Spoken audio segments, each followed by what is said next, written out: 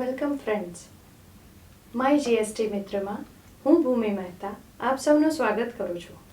આજે આપણી સાથે જીએસટી મિત્ર નિગમભાઈ શાહ ઉપસ્થિત છે. નિગમભાઈ શાહ કે જે નિષ્ણાત કરવેરા સલાહકાર છે, 25 વર્ષથી કરવેરા ક્ષેત્રે સેવા આપી રહ્યા છે. ધ ગુજરાત સેલ્સ ટેક્સ બાર એસોસિએશનના પૂર્વ પ્રમુખ છે. આ ઉપરાંત ભારતની કેટલી દિગ્ગજ કંપનીઓ, કોર્પોરેટ કંપનીઓ સાથે ટેક્સેશન ફેકલ્ટી તરીકે સેવા આપી રહ્યા છે. આ ઉપરાંત એણે ટેક્સેશન વિશે ઘણા વક્તવ્યો પણ આપ્યા છે. તો વેલકમ નિગમભાઈ. નમસ્તે. આજે આપણે ઘણા જીએસટી મિત્રોના ફોન, પત્રો, ઈમેલ આવ્યા છે. એના ઘણા પ્રશ્નો છે. એ પૈકીના જવાબ નિગમભાઈ શાહ પાસેથી મેળવીશું. હવે આપણે એક જીએસટી મિત્ર પૂછે છે, જ્યારે માલ વેચવા સમયે આપણે જીએસટી વિશે શું એને તકેદારી રાખવી પડશે? જરૂર.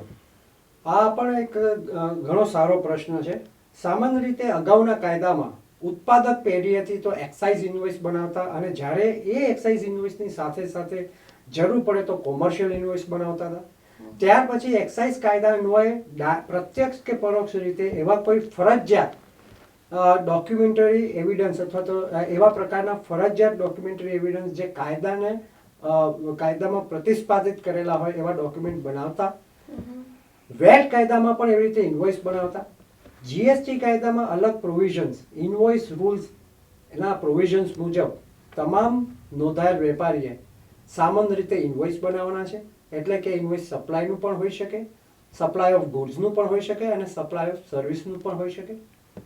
એ વ્યક્તિએ કાયદામાં પ્રોવિઝન છે કે એડવાન્સ પેમેન્ટ રિસીવ કરે ત્યારે એમણે ટેક્સ ભરવાનો છે. એ બાબતને ધ્યાનમાં રાખતા એમણે એડવાન્સ ઇન્વોઇસિંગ રિસિપ્ટ પણ બનાવવી પડે. સપોઝ એને એડવાન્સ આવેલા પૈસા એને પરત કરવાના થાય, એટલે કે રિફંડ વાઉચર પણ એને બનાવવું જોશે. એ વ્યક્તિએ ક્રેડિટ નોટ તેમજ ડેબિટ નોટ પણ બનાવવી જોશે.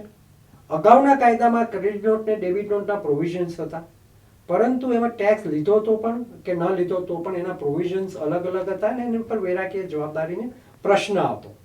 જીએસટી કાયદામાં ડાયરેક્ટ ટેક્સનો ઇસ્યુ છે. એટલે તમામ હમણાં જે મેં તમને કીધું કે credit note, debit note, advance receipt, refund voucher, invoices, તદુપરાંત ઘણી વખત એવા પ્રકારના સંજોગ પણ ઉપસ્થિત થતા હોય તો કાયદામાં પ્રોવિઝન છે કે સપ્લિમેન્ટરી ઇન્વોઇસ બનાવો. તો આ પ્રકારના એમણે ડોક્યુમેન્ટરી એવિડન્સ બનાવવા જોઈશે. એટલે કે જ્યારે હું જે કંઈ વ્યવહાર કરું છું એ વ્યવહારના અલગ અલગ સ્વરૂપ પ્રમાણે ડોક્યુમેન્ટરી એવિડન્સ એમણે બનાવવા જોઈશે. અને સૌથી અગત્યનું હાલના તબક્કે જો કે જીએસટી કાયદો આવનાર છે, એમાં ઈ વે બિલ એટલે કે અગાઉ જે આપણે ઈ સુગમ, ટ્રાન્ઝિટ પાસ, આપણે ગુજરાતમાં 402, 403 આવા બધા જે ફોર્મ હતા એ ફોર્મને કન્વર્ટ કરીને ઈ વે બિલનું જ્યારે પ્રાવધાન કરવામાં આવ્યું છે. હાલાકી અત્યારે જીએસટી કાયદામાં નજીકના ભવિષ્યમાં એનું કોઈ 2-3 મહિના નથી આવવાનું, અપ ટુ સપ્ટેમ્બર. પણ આ વેપારીએ સૌથી પહેલા ઈ વે બિલ બનાવવાની પણ પ્રોવિઝન છે, અને એના મુજબનો પણ એને વ્યવહાર કરવો પડશે. તો દરેક વ્યક્તિએ, દરેક નોંધાયેલ વેપારીએ એ મુજબના વ્યવહારો કરવા ખૂબ જ જરૂરી છે.